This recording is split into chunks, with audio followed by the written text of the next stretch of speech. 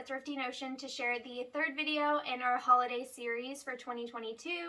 Today's video is very exciting because I'm going to be sharing with you how I make these fabric gift bags. They're a great, very customizable project, so not only will they work for this time of year around the winter holidays, but they will also work for any other holiday or event that you need to give a gift for.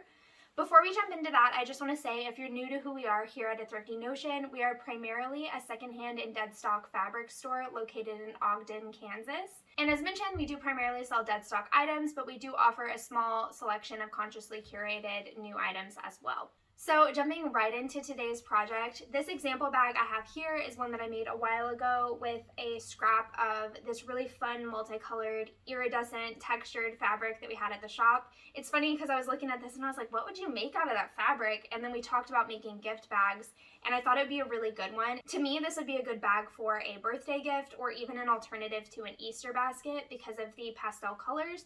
But you could also use it for the holidays, like for Christmas. There's no rules here. You can do any color palette you want. I'm going to be working on a neutral one today, and if you watched the ornament video I made, I mentioned that I like to do a lot of neutral stuff around the holidays so that if I want to throw in a pop of color like red, green, or blue, I can do that, and I can switch up my accent color year to year without feeling like I'm being really unsustainable with my Christmas or holiday decor, because when you're doing a pop of color, you don't have to change out your things as much. You can use that neutral base, and I personally really like that. So I'm doing a neutral one today, but don't forget you can make this for any holiday, any theme, and you can line it with whatever you want. I really like that this one is lined with satin because to me it's kind of like luxurious feeling. It's a nice little unexpected touch on the inside, but for the bag I'm making today, I'm actually just using some pieces I cut out of an old sheet. We had a set of sheets that we didn't have the full set. I just had the top sheet. I don't know what happened to the rest of the set, but it was really nice because it gave me a nice neutral lining for some bags that I'm making. The last thing I want to note before we get into making these bags is that there will be a blog post linked in the description box that gives the measurements for 3 of the sizes of bags that I've been making a lot lately. But keep in mind that you can make these in any size. Once you know the basic pattern and how to make them, it's really easy and intuitive to just size up the bag. And you could even add width to the bottom and sides of the bag in order to make the bottom flat area of the bag larger if you have a bulkier item. It's a very straightforward pattern, and so it should be really easy to customize to your needs. So I already have my lining cut out. I'm going to start cutting out my main fabric using my pattern that I've made. And my fabric actually has some lines already on it, so I'm going to be using those to help me make the drawstring channel later on in the project. I do have some lines here on my pattern that indicate where my drawstring goes. This is something that I would plan around the width of my ribbon or trim that I'm using to close the bag. So keep that in mind. Last night I made a bag and I only had a 1/2 inch wide channel and I was trying to fit in a much wider trim, and it does work, but it's definitely easier if you make that channel match the size of your trim. If you are using a really thick trim or you want to make a really thick ruffle at the top of your bag, just keep in mind that you want to add some extra height to your bag to account for that, because when you add that thick drawstring, it will make the actual portion of the bag that your object can go in a lot smaller. So for this one, I'm going to be ignoring these markings for now, and I'm going to be using markings on my bag. And when I get to that part, I'll show you which lines I'm using, why I'm choosing the ones I'm choosing, and all of that. For now, I'm just going to cut out my fabric. I like to just trace it with a Sharpie first or any other marking tool. This isn't something that's going to be washed, so I'm not worried about there being a little bit of marker on it. Although when I do trace my patterns and cut them out, I do try to cut inside of the marker line, because if you cut on the outside of your line, you're actually going to be adding a little bit of width to your pattern. So that's just something to keep in mind if you're new to sewing and hadn't really thought about it. Those little marker lines may not be very thick, but they do add on to your pattern. And if you're working on a larger item and you trace all of your pieces, it will, at the end of the day, add a pretty drastic increase to your pattern overall. You don't have to trace your pattern onto your fabric. You can just cut directly around your pattern, or you can use a ruler and a rotary cutter to cut out your pieces to size and then cut out these little square notches in the corner later. There's really no rules to this, and a lot of the time what I do depends on what mood I'm in. I also will say that my recommendation would be to iron your fabric before you start cutting out your pieces. This is for sure one of those do as I say and not as I do moments, because it's pretty obvious that I did not iron my fabric, but it does make cutting out your pieces easier, and it also means that they're going to be more accurate. For a project like this and a fabric that's not too wrinkly, I'm not overly concerned about it. But for a larger scale project, or if you're working on an apparel item that's really fiddly and needs to be really accurate, I would definitely iron your fabric before you start cutting it out. Okay, now I have my fabric cut out, and I'm going to decide which lines on the bag I want to use as my channel for my drawstring. When I go to actually sew the channel later on in the process of making the bag, I'm just going to follow these lines that are already on my fabric. But if you're working with a fabric that doesn't have lines, or if you're uncomfortable using the markings on your machine plate or your presser foot as a guide for sewing those lines, I would definitely mark them now on your fabric. So how I choose where I want to draw my lines will depend on the look I'm going for and how thick my trim is that I'm using as the drawstring. I am going to be sewing the top of the bag with about a 1/2 inch seam allowance, which is probably just a little bit more than this line here. And then I want to leave a little bit of space for a ruffle above the drawstring channel. So I'm going to say that with my seam allowance and my ruffle, that'll bring me down to this line here. And then I'm going to leave 2 more lines for my drawstring. So on the back of the fabric, I'm going to mark where those lines are that I'm going to be stopping at, so that I can leave this side seam open for my drawstring later on. And that's only going to need to be marked on your outer fabric. So I'm marking that on the back side because that's where I'm going to have to start and stop sewing those side seams, and that's something I will sew from the back side of the fabric. Like I said, when I'm working on the front, I'm just going to follow the lines that are already here. Okay, so now that I have my fabric prepped and I know where my lines are going to go later on, I'm going to take each piece of the outer fabric and each of my lining pieces and lay them right sides together, because the first step to sewing this bag is going to be sewing the top edge of the lining and the outer fabric together. So I'm just going to sew right along this top with about a 1/2 inch seam allowance. You can use whatever seam allowance you're comfortable with. Just keep in mind it will affect the size of your bag. If you're making it to custom measurements, just keep your seam allowance in mind throughout the process. All right, so I got my machine ready. I'm just going to sew right along this top with that 1/2 inch seam allowance.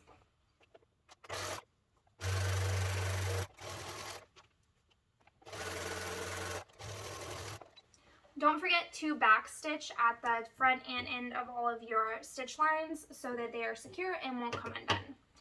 Now I like to do one of two things. I will either take this, lay it flat, and iron it open with the seam allowance facing the inside of the bag, or I will just add a little top stitch line here to hold the seam allowance toward the lining. Lately I've been liking the top stitch, so I'm going to do that.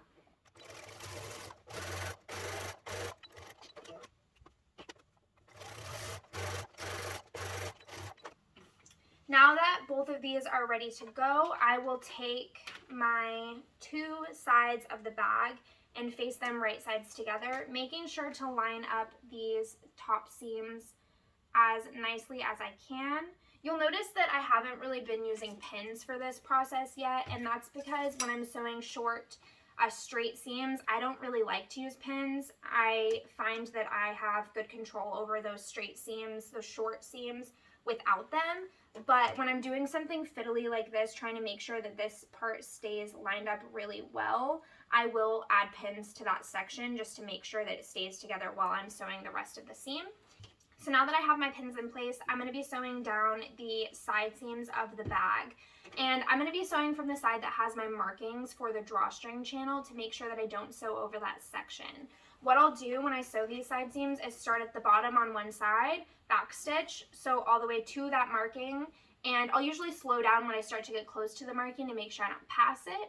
Once I reach that marking, I'll back stitch a little bit to make sure that it's really secure right there where that opening is, and then I will cut my threads, insert my needle on the other side of the next marking, back stitch a little bit, and then sew to the end. And that will mean that it's really secure right here, and I've left that side seam open for the drawstring later on. I'm going to do that on both sides.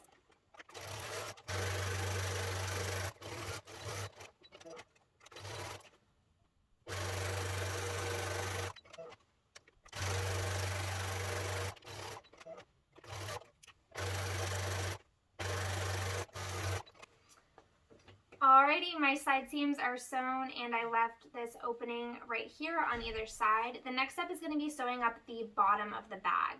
So the first step is to sew just straight across this bottom section, and then after we do that, we will work on the corners. But I want to note that on the lining, you're going to want to leave an open section in the middle so that you can turn the bag right side out. So when I sew this bottom seam, I'm going to be sewing the two sides, leaving the middle open, and when I sew the outer bottom, I'm going to sew all the way across.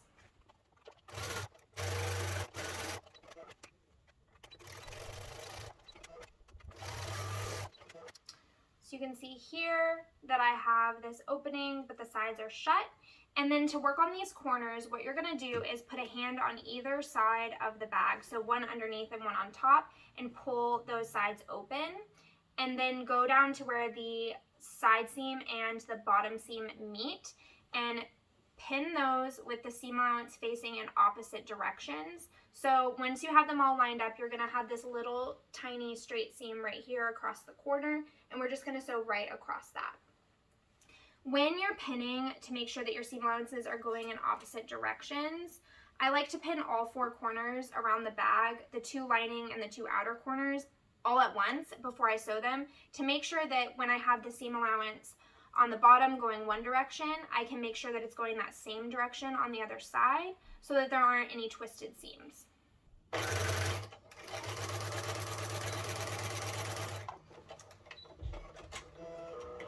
I like to pin with my pins facing toward the outside edge, because then when I'm sewing over my seam, it's easy to pull them out as I go. You really don't want to sew over pins if you can help it. If they are facing this way, then if you do happen to accidentally sew over one, you're less likely to break a needle because it will pass over the pin more easily than if it's facing the same direction that you're working on the seam. Now that all the corners are sewn, we only have a few steps left, but one step that I've forgotten a couple times that makes doing the drawstring a lot more difficult is that here where the drawstring opening is, we want the seam allowance to press in two different directions so that that opening is really secure. When we're putting the drawstring through this opening, having that seam allowance just pressed open, it's really easy to hit the seam allowance and get your drawstring stuck right here. So what I like to do is just snip on either side of this opening, not all the way to your stitches because you don't want your stitches to come undone, but just far enough that you can fold that seam allowance open.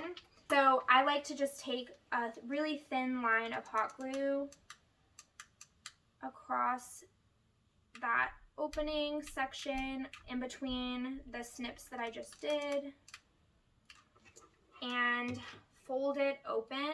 I don't really like using hot glue on fabric because I just would prefer to sew everything, but for this particular project, I find that this works really well. I will just say when you're doing this, be careful not to burn your fingers. It can also bleed through the fabric a little bit, and so if you want to like wear some thicker gloves, kind of like the cleaning gloves that they make for, like, you know, the kitchen cleaning gloves. You guys know what I'm talking about. Those are really thick, and so they can sometimes help prevent you from burning your fingers.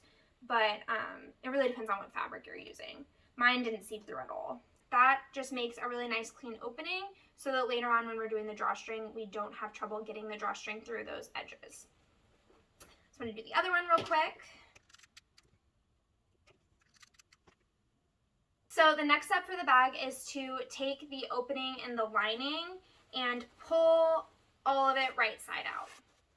And now that you've done that, you can press out the corners. The last step before I move on to the drawstring is to sew up the bottom of the lining.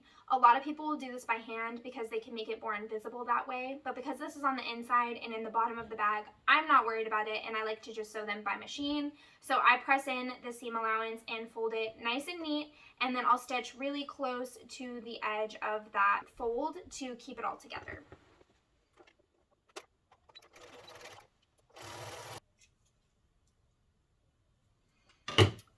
So now that the bottom is all stitched closed, I will turn it to the inside of the bag and make sure that where that top seam is, it's all folded toward the inside so that you don't see the lining on the outside.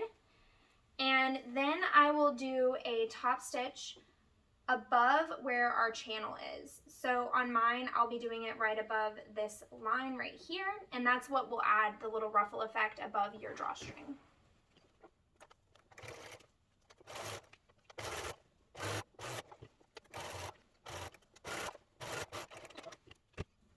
So that stitch added the top edge of our channel. Now I'm just going to sew my second stitch line, and then I'm ready to insert the drawstring.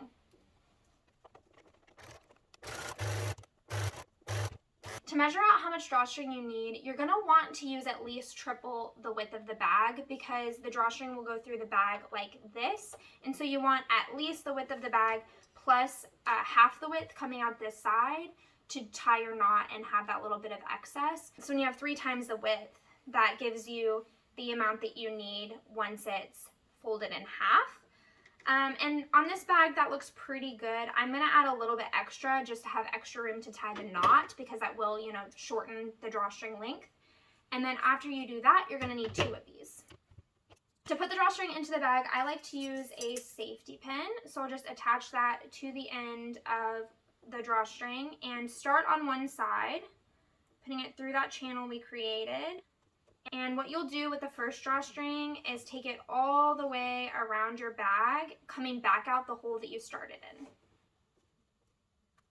When I got to the second side seam, I didn't get caught on the seam allowance that we glued down because it was glued down, but I did get caught a little bit in the side seam of the lining, because that's facing one direction. If you hit that side, then sometimes your safety pin can get stuck underneath the lining seam allowance a little bit, and so you'll just have to catch that if that's what's happening and coax it out from underneath so that you can keep working your way around the bag.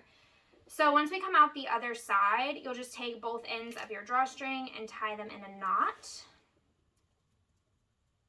Tie my knot real tight, and then this material that I'm using will fray, so I'm just going to trim it shorter. If you're using a polyester ribbon, like just satin or grosgrain ribbon, you can just take a lighter and lightly run it in front of that edge to melt the edge down so it won't fray. Mine is cotton, so I'm just going to cut it shorter so that it won't make a big messy looking end. So half of our drawstring is done, and for the second half you'll start from the opposite side and do the same thing.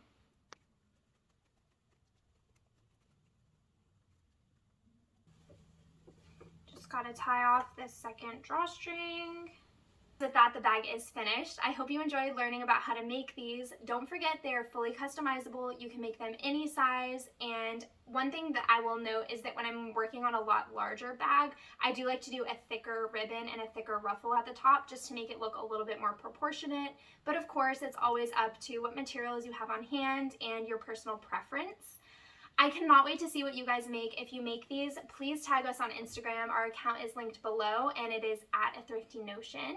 Thank you guys so much for being here. I hope you enjoyed, and we'll see you soon. Happy crafting!